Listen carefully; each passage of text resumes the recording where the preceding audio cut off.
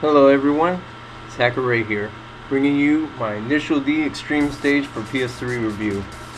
Alright, as you notice, this is a Japanese game that was only released in Japan, and the only way to get it is through a Play or someplace like that. So as you see the list here, we have single player, there was time attack, and then online mode and replay theater. Once you get into single player, it's just like the arcade.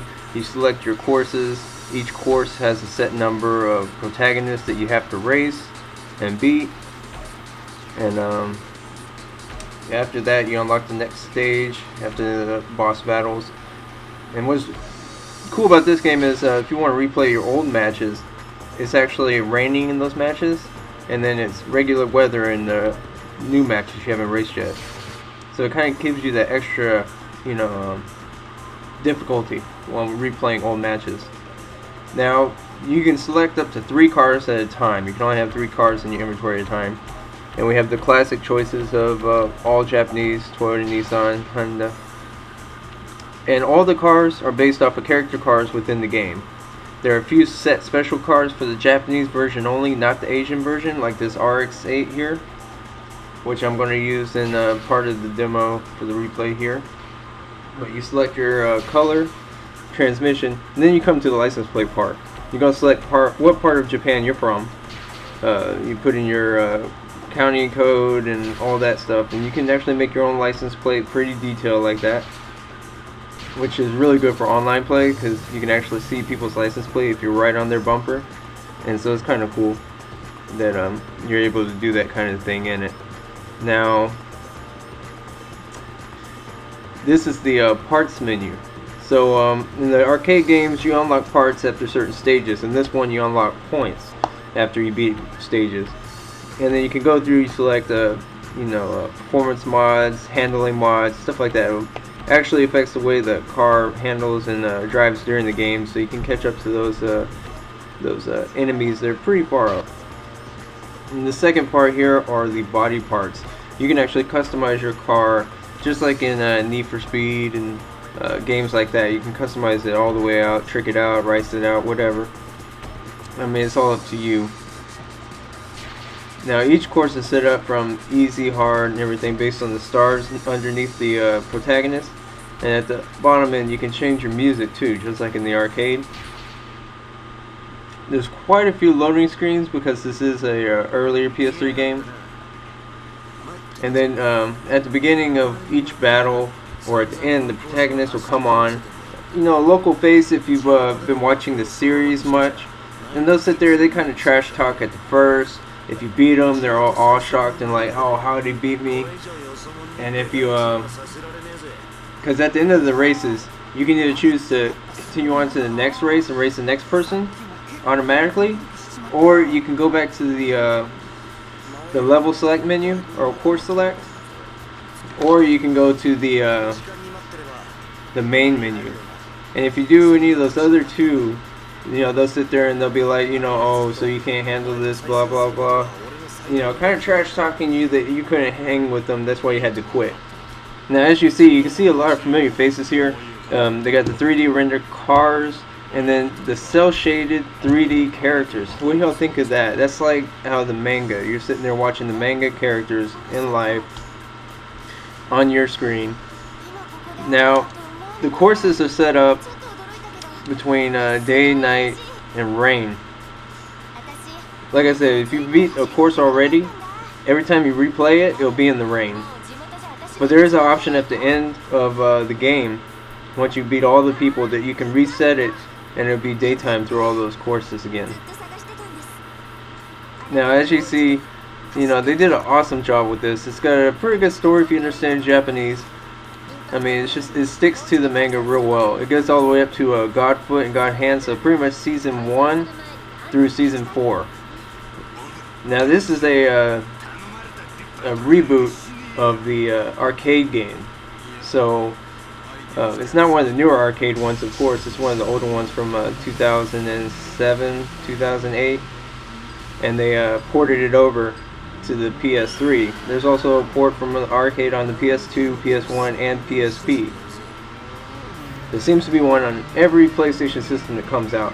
So I'm hoping when the PlayStation 4 comes out that there will be a reboot on the PS4. I mean, we can just, you know, hope that will happen. As you can see, the course, it's kind of slippery. I mean, the driving dynamics in this are not simulation at all. These are arcade style. If you got a racing wheel, it's perfect. If you're using the controller like I am, it's a little skittish, back and forth, maybe bump the wall here and there. But it's like on rails kind of, but it's entertaining. It's fun. That's where it's supposed to be. You know, they got the first-person view and the third-person view here. I find the first-person view to be a little bit better.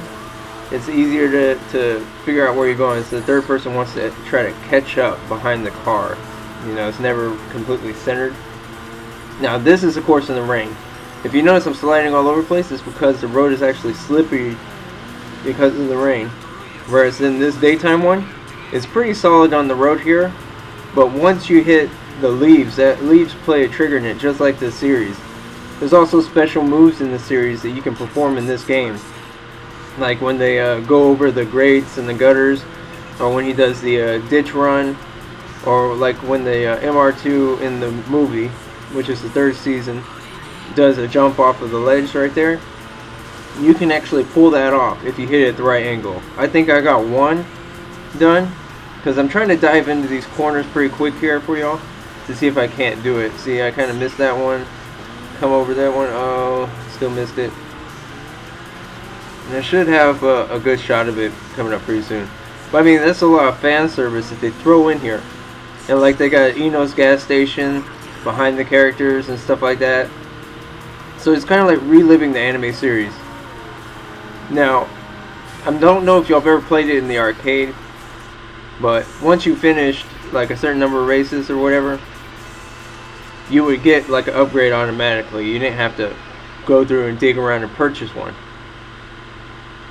And that's what this one is. You gotta dig around and purchase it. Now you see the replay. You can see there's a pretty good detail on this. I mean, you can tell it's still a very first generation PS3 game, but they did an awesome job with it. I mean, it looks great. I can just imagine what the next ones would look like if they brought it over. And then so you beat it, and there you go. There's your points based on what you did. You can use those, you know, unlock more stuff and things like that. And if you notice the crowd, you know, they're standing around t-shirts and shorts there. But if it's raining on the course, they actually have umbrellas and jackets on and stuff like that. So that's another nice detail. So all in all, I give this game a 9 out of 10. Based on the fact that it's an earlier game, it's got great fan service. It sticks to the storyline of the series it's made after, and it's an arcade port basically. I'm really looking forward to the PS4. I hope they bring out a revamp of one of the newer games now that they have in the arcades for it. Because there's not a lot of arcades here in the US that carry these games, and there's not too many people that go to the arcades anymore since everybody's got a system at home now. So it makes more sense for them to release these games in the West on the systems. So that brings me to the question of the day. You know, do y'all think there will be a version of one of the arcade games on the PS4 for Initial D?